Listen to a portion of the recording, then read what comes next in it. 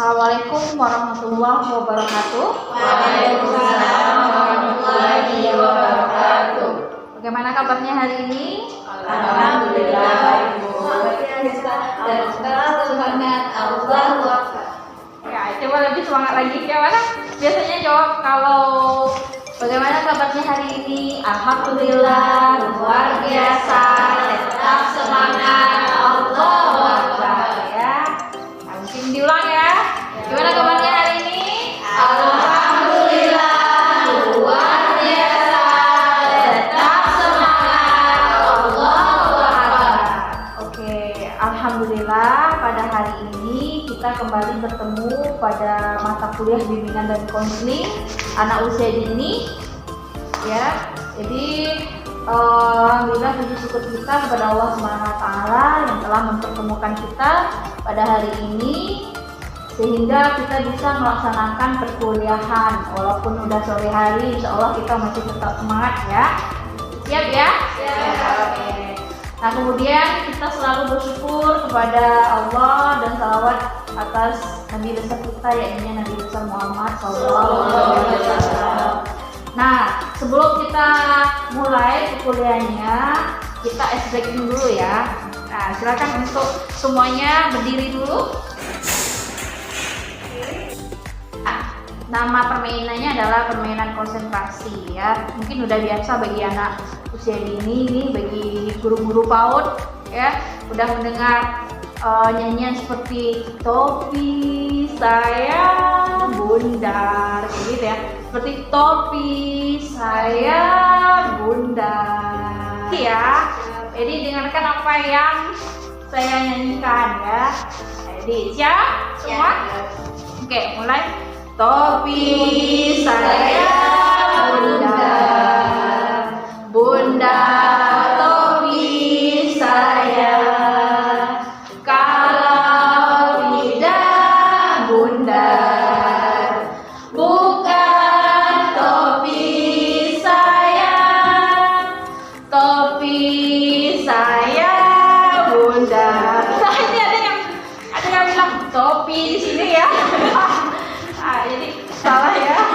Oke, nah tepuk tangan dulu. Ada yang konsentrasi, ada yang tidak ya. Jadi harus fokus ya kita kuliah ini. Oke, silakan duduk kembali. Oke, sebelum kita mulai perkuliahannya, kita belum absen tadi ya. Ya, Ibu cek dulu absennya. Cici Katrina, Hermayanti, Ismawati, Sri Intan, Permatasari, Miftahul Jannah, Lili Rahmawati, Yenli. Nah, jadi kita masuk lagi kepada pembahasan kita tentang hari ini pertemuan kita yang kedua ya. Nah, sebelumnya kan Ibu udah menjelaskan ya. Sebelumnya kita pertemuan pertama orientasi dulu ya.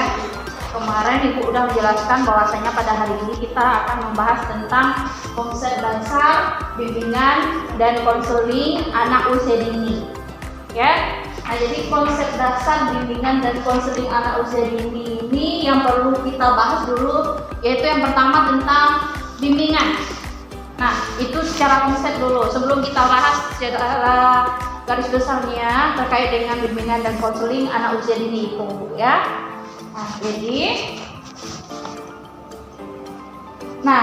untuk capaian pembelajaran ya, ini yang harus dicapai oleh masing-masing mahasiswa bahwa mahasiswa mampu mendiferensiasikan makna konseling, makna bimbingan, konseling, bimbingan dan konseling serta bimbingan dan konseling anak usia dini dan mampu mengintegrasikan penerapan bimbingan dan konseling bagi anak usia dini dengan pembelajaran serta menekankan pentingnya pemberian bantuan pelayanan bimbingan dan konseling bagi anak usia dini. Nah, jadi mata kuliah ini adalah pencapaian pembelajarannya ini.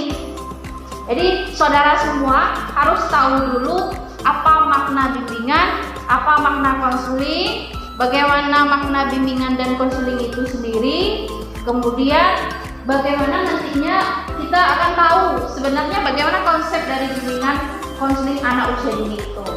Jadi yang perlu dibahas di sini kita perlu dulu ini membedakan karena masing-masing konsep ini ada perbedaannya. Ya, yang pertama kita bahas tentang materinya dulu ya. Bahasanya di sini pertama pengertian bimbingan, konseling, bimbingan dan konseling, kemudian hakikat dari bimbingan dan konseling anak usia dini, selanjutnya ciri bimbingan dan konseling untuk anak usia dini. Jadi ada 3 materi ya yang akan kita bahas pada hari ini. Nah, pertama kita bahas dulu tentang konsep pertama menurut dari Frank Persson. Nah, ini merupakan seorang ahli dalam bimbingan konseling, memang pakarnya dari bimbingan dan konseling itu sendiri karena memang beliau berasal dari Amerika. Dasarnya itu memang bimbingan konseling itu berasal dari Amerika ya, bukan Indonesia ya. Nah, jadi Frank Persson menjelaskan bahwa bimbingan adalah bantuan yang diberikan kepada individu untuk dapat memilih, mempersiapkan diri, dan memangku suatu jabatan serta mendapat kemajuan dalam jabatan yang dipilihnya. Nah, kalau dahulunya itu bimbingan itu lebih identik kepada orang-orang yang bekerja. Ya, itu makanya Frank Persson ini memfokuskan bimbingan itu lebih kepada pekerjaan, lebih kepada jabatan. Jadi pada intinya bimbingan ini adalah suatu pemberian bantuan. Ya, di sini jelas pemberian bantuan yang dilakukan oleh orang ahli kepada seseorang atau beberapa orang individu, baik anak-anak, remaja maupun dewasa, agar orang yang dibimbing dapat mengembangkan kemampuan dirinya, terus dapat mandiri ya, dan memanfaatkan kekuatan individu dan sarana yang ada dan dapat dikembangkan berdasarkan norma-norma yang berlaku. Nah, di sini bimbingan itu bisa dilakukan oleh siapa saja, baik itu dari orang tua misalnya ya, dari orang yang lebih besar dari kita misalnya, itu bisa dilakukan. Ya. Nah, selanjutnya kita masuk kepada konseling. Nah, konseling ini lebih luas lagi. Konseling itu lebih luas lagi. Kenapa lebih luas? Karena sifatnya lebih mendalam. Kita jajaki permasalahan individu itu sampai ke akar-akarnya. Tidak hanya sekedar memberikan nasihat gitu ya, tidak hanya sekedar membimbing lagi, tapi udah jatuhnya kepada penjajakan suatu problema kehidupan yang dihadapi oleh setiap individu. Nah, makanya saya katakan di sini pengertian itu lebih luas lagi ya. Nah, di sini menurut para ahli mungkin bisa kita lihat ya. Menurut Smith, di sini konseling adalah suatu proses di mana konselor membantu konseli membuat interpretasi tentang fakta yang berhubungan dengan pilihan, rencana, atau penyesuaian yang perlu dibuatnya. Nah, jadi ini kan sudah merancang gitu. Dari proses bimbingan tadi ada kita melakukan suatu interaksi ya dengan seorang konselor atau yang ahli dalam bimbingan konseling, disusunlah rencana-rencana apa yang mesti harus kita lakukan. Nah, seperti itu yang makna konseling. Jadi lebih mendalam dia. Kalau bimbingan biasanya saya nih berkata kepada saudara, ayo kita kuliah, jangan malas-malas. Itu termasuk kepada bimbingan, menasihati gitu ya. Beda dengan konseling. Kalau konseling ini lebih intens lagi. Mungkin nanti Nofri misalnya di belakang ya, ada suatu problem yang terjadi pada Nofri, terus dia bercerita ke saya, dan atas problem yang itu nantinya saya bantu. Apa yang terjadi sama dia? Kita jajaki sampai ke akar-akarnya. Boleh itu berupa konseling individual ya, tatap muka gitu ya. Boleh juga lewat WA barangkali ya. Jadi nggak monoton aja hanya lewat face to face saja misalnya, itu enggak ya. Bisa juga lewat WA, bisa juga lewat email ke saya misalnya ya. Jadi konseling itu sangat luas. Orang banyak beranggapan kalau konseling itu tatap muka ya, duduk gitu. Misalnya seperti saya sekarang duduk di hadapan Ismawati, apa yang terjadi kayak kaku gitu ya. Nah sebenarnya itu tuh makna konseling yang lama, yang dahulu kala di zaman jadul ya. Kalau sekarang udah canggih, udah zaman digital, udah ada internet ya, udah bisa lewat WA konselingnya, udah bisa lewat Instagram mungkin ya, atau lewat media sosial yang lain boleh ya, sesuai dengan prosedur gitu ya. Nah, jadi intinya konseling itu lebih luas lagi. Nah, jadi dapat dipahami di sini ada 7 aspek pengertian konselingnya. Pertama, pelayanan bantuan ya. Kalau kita berikan makna secara luasnya ini maksudnya adalah suatu pelayanan bantuan yang diberikan oleh seorang tenaga profesional kepada seorang atau sekelompok individu untuk mengembangkan kehidupan efektif sehari-hari dan menangani kehidupan efektif sehari-hari yang terganggu dengan fokus kemandirian dan kemampuan pengendalian diri melalui ya jenis layanan dan kegiatan pendukung dalam proses pembelajaran. Nah, padahal sebenarnya konseling itu nggak hanya kepada orang yang punya masalah saja, bisa mengenai karir gitu ya. Itu sesuatu yang sudah pasti dikerjakan oleh Oke, ada yang lain bagus? Ada yang lain? Semua karir? Kalau karir itu contohnya kita berkarir sebagai guru. Kalau pekerjaan bisa yang lain-lain Bu. Contohnya kan selain jadi guru kita bisa bekerja dengan sebentar. Oke, nah jadi nantinya kalau misalkan nih Ismawati nggak jadi guru PAUD kira-kira gimana? Kan ada pekerjaan yang lain tadi Bu. Oke, berarti itu pekerjaannya ya. Nah, di pekerjaan bisa meniti karir nggak? Bisa. Ya, misalnya contohnya apa? Contohnya kalau pekerjaan kita sebagai misalnya kita bekerja sebagai yang apa tadi Di bank misalnya, Di bank, di bank ya, di bank misalnya. Kan jadi bekerja ada tesnya, jadi bisa terangkat jadi manajer, bisa jadi Oke, bagus. Berarti udah banyak paham juga ya tentang beda karir sama pekerjaan. Baru kita masuk ke materi berikutnya, yaitu nah ini baru kita jelas nih bahwa bimbingan dan konseling. Tadi baru bimbingan konseling, sekarang bimbingan dan konseling. Nah, ini maknanya adalah dilaksanakan dari manusia untuk manusia dan oleh manusia. Nah, jadi jelas di sini bahwa dari manusia adalah berdasarkan hakikat keberadaan manusia dengan segenap dimensi kemanusiaan. Nah, bisa dipahami sampai di sini dulu sebelum kita masuk pada bimbingan konseling anak usia dini. Bisa dipahami? Bisa. Oke, coba jelaskan dulu satu dari temannya apa tadi makna bimbingan dan konseling. Silakan. Bimbingan dan konseling merupakan suatu hakikat yang dilakukan oleh seseorang individu atau seorang konselor kepada kepada individu maupun sekelompok individu dalam mengembangkan minat dan bakat kepada diri seseorang. Oke, bagus. Nah, jadi jelas ya di sini ya. Semuanya saya harapkan bisa dipahami tentang bimbingan konseling. Nah, kemudian masuk kepada bimbingan dan konseling anak usia dini. Nah, ini inti konsep hakikat anak usia dini itu sendiri ya. Bahwasanya pelayanan bantuan yang diberikan oleh tenaga profesional dalam mengembangkan kehidupan yang efektif sehari-hari bagi anak usia dini agar dapat tumbuh kembang secara optimal serta mampu mengatasi permasalahan-permasalahannya. Nah, jadi di sini maksudnya adalah bimbingan konseling itu bagi anak usia dini fokus ya, fokus dia untuk mengatasi tumbuh kembangnya anak.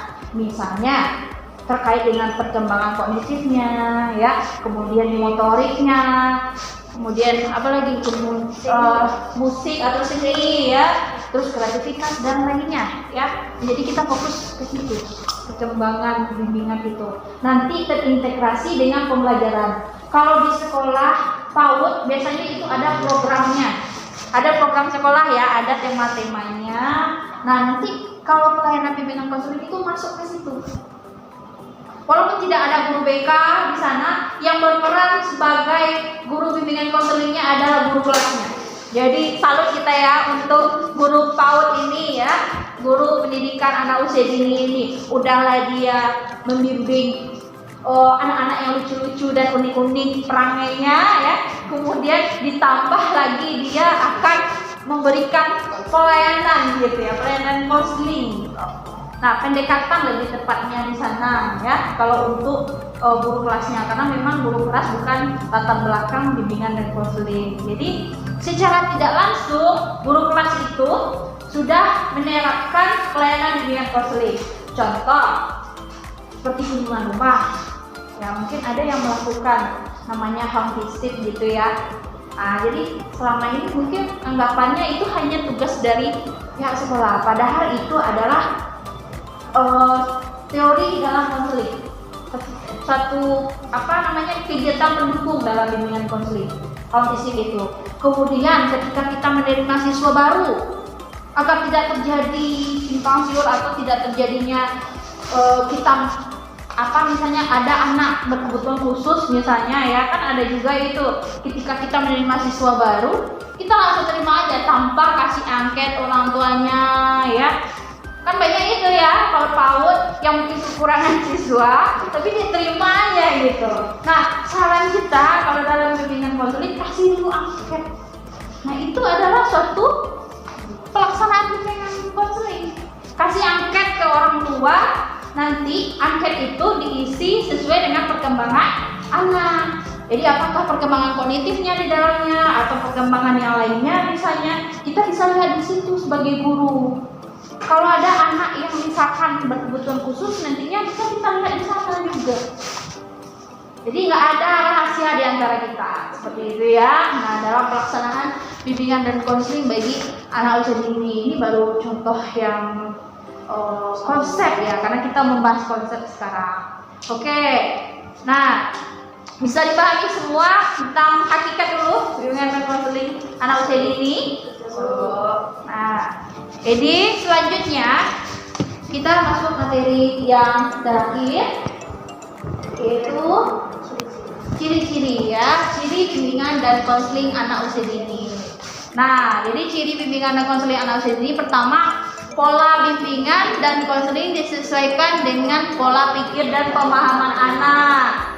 Nah, ini misalnya kita kasih materi ke anak seperti saya ini. Saya ceramah di depan, terus saya minta feedback kepada saudara semua, apakah itu cocok untuk anak usia dini? Tidak ya. Jadi pemahaman pola pikir kita terhadap anak usia dini berarti sambil bermain barangkali dengan permainan gitu. Ada anak itu yang perkembangannya sudah sesuai dengan harapan. Ada anak yang masih berkembang. Ada anak yang sudah berkembang sangat bagus. Nah, ini bisa kita nanti manfaatkan sesuai. Kemudian yang selanjutnya adanya keterlibatan orang tua. Nah, jadi saudara semua, kalau kita melakukan bimbingan konseling, kita harus melibatkan orang tua. Kalau kita hanya anak saja ya, tentu anak itu nggak tahu juga jawabannya mungkin. Kita kan penyanyi dia, mungkin apa ibu ini katanya kan. Nah, ya jadi kita harus melibatkan orang tua, kita tanya perkembangannya di rumah bagaimana ya. Kemudian mungkin bisa kita adakan parenting ya. Nah, terus bisa kita adakan juga kegiatan bulanan dengan orang tua.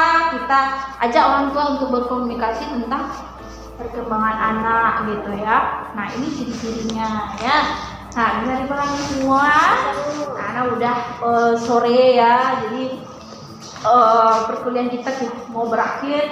Coba dulu utarakan siapa yang mau menjelaskan bagaimana sebenarnya bimbingan dan konseling itu pada anak usia dini.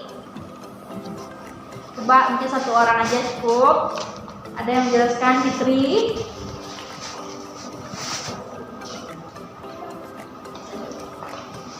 Atau Nopri boleh?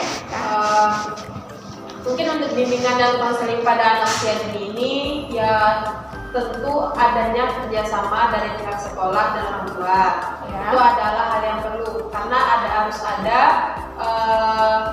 selain keterlibatan antara orang tua dan pihak sekolah, tentu harus ada tenaga ahli yang ada pada bidangnya, terutama seperti wali kelas yang mampu menyesuaikan waktu dengan agar dapat memasukkan nuansa konseling ini. Selanjutnya harus ada keterlibatan teman sebaya agar menimbulkan rasa nyaman pada peserta didik agar tetap berada di sekolah sehingga tidak ada rasa kecemasan dan kekhawatiran pada diri peserta didik tersebut, sehingga dengan adanya semua ini akan menciptakan bimbingan dan konseling pada anak usia ini menjadi suatu goals yang dapat diberikan pada acara parenting dengan orang tua. Oke, nah bisa dipahami semua ya, bahwasanya bimbingan dan konseling pada anak usia dini itu nggak hanya menonton aja, ya santai, gitu. Sifatnya santai. Kalau kita udah melaksanakan bimbingan, kita bantu dia terkait perkembangannya semua, itu namanya udah bimbingan konseling di dalamnya. Nah, beda konsep dengan bimbingan konseling secara umum yang dilaksanakan dengan face to face, dan nantinya kita minta kepada orang yang bersangkutan apa perubahan dalam dirinya. Ini langsung, kalau anak usia dini itu ada perantara, baik melalui guru dan orang tua ataupun teman sebaya. Oke, karena mau berakhir perkuliahan kita hari ini, jadi minggu depan ya untuk tugasnya silakan dicatat. Untuk minggu depan kita saudara semua diminta untuk mencari jurnal artikel ya, boleh dari Google Scholar ya diambil tentang bimbingan dan konseling anak usia dini. Cukup hanya 5 jurnal saja. Yang penting ada tentang konsep ya, konsep dasar dari bimbingan dan konseling itu, baik secara penerapannya mungkin ya, atau kajian secara globalnya di dalamnya terkait dengan bimbingan dan konseling ya. Lebih bagus lagi kalau jurnalnya internasional ya. Nah, jadi cari dulu, nanti baru bikin ringkasan-ringkasannya ya. Bisa ya untuk minggu depan ya itu ya. Oke. Nah, karena mau berakhir perkuliahan kita pada hari ini, alhamdulillah ya, udah mulai di penghujung perkuliahan. Semoga memberikan manfaat bagi saudara semuanya. Nantinya tentunya bisa lebih paham lagi bagaimana tentang konsep dasar bimbingan dan konseling itu sendiri. Dan mudah-mudahan nantinya mahasiswa semua bisa ya menerapkannya nantinya, kalau insya Allah kalau sudah menjadi guru ya di sekolah pendidikan anak usia dini ya, ini bisa menjadi acuan kita semua. Oke, terima kasih atas perhatiannya. Kita sudahi perkuliahannya dengan membaca hamdalah alhamdulillah rabbil alamin. Assalamualaikum warahmatullahi wabarakatuh. Waalaikumsalam.